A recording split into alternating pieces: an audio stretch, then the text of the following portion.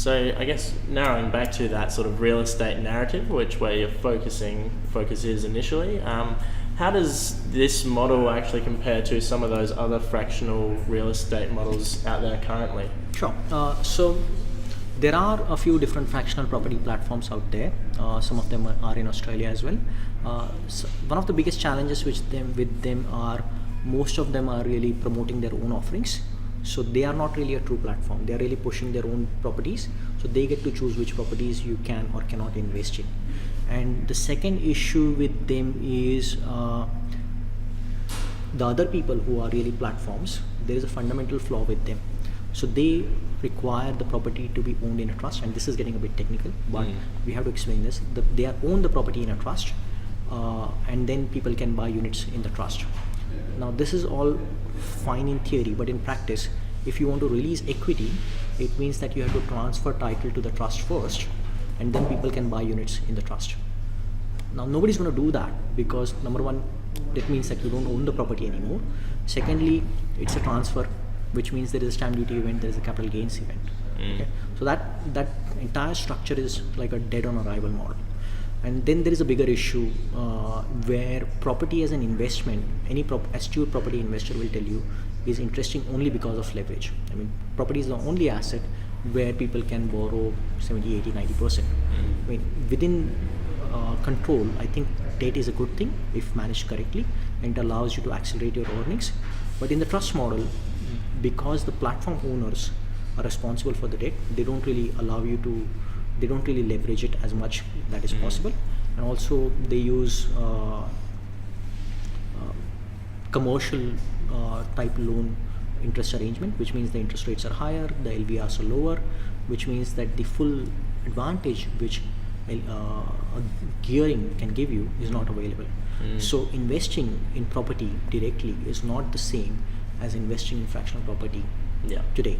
So we have come up with new structures which actually allow you to own the property in your own name, take advantage of the first homeowners grants, stamp duty concessions, CGT exemptions, and all those benefits, and allow people to gain exposure to the capital gain experience by the property.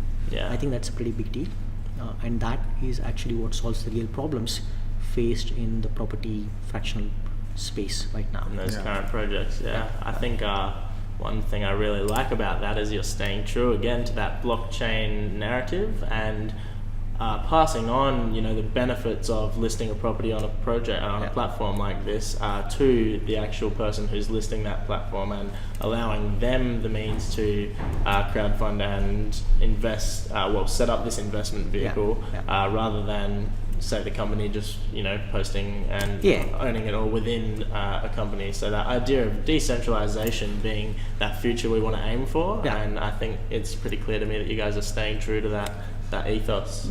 I mean, these existing platforms, they solve some of the problem, which is, okay, how do I invest in property with say $1,000 instead of having all the money I need up front? But the real we think the bigger problem that Konkrete is going to be able to address is when can I buy my own house? Correct. And if I'm a retiree, how do I get some cash out of my house without taking on another mortgage? And that's a far, I think, bigger problem, whilst allowing investors to participate in that, that ultimately these other platforms aren't addressing. I mean, there are people, yes, it would be nice to invest with $100 in property, but nobody is staying up saying that, okay, I can't invest with $100 in property. People are staying up because, just like Sean said, they can't save enough for their deposit, or they cannot access the money which they need, even though they have built up wealth in their property. So those are the real problems, and that is ones which are worth tackling. So really, just to define this mechanism for those at home, Konkrete is allowing a principal homeowner or one that would like to become one the ability to crowdfund that 20% or so that they need for the deposit, such that they can actually enter into this market and pick up a property without having to save that 6 or 7 years we were talking about to make that deposit. So they can actually get into this home and start to realize some of those benefits without having to necessarily put forward much of their own money. I mean, we still would want people to put some savings as part of their home, but right now we have a completely broken system where people have to save for 8 years. I think that's problematic. we're definitely solving some of the problems over here. Yeah, I think that's important to clarify that you're not trying to allow people to enter the market immediately and just get into a house. You know, you are asking people still to save some money towards these things, but just allowing that barrier to entry to be lowered to, you know, not such a exuberant number of years before you can even think about, you know, getting that money together for a deposit. Case in point is, you know, during good times, 10% might be enough, right? But then all of a sudden the bank say, you know what, we actually need 20%. Yeah. And that's where you can use Konkrete to get that. These days in Melbourne, banks won't lend. They will require you to have at least 30% deposit if you want to buy apartments. So, by just ensuring that your debt doesn't go beyond a certain limit, we actually make the whole property market a little bit more balanced, because having more equity actually means that you are not strangled by debt.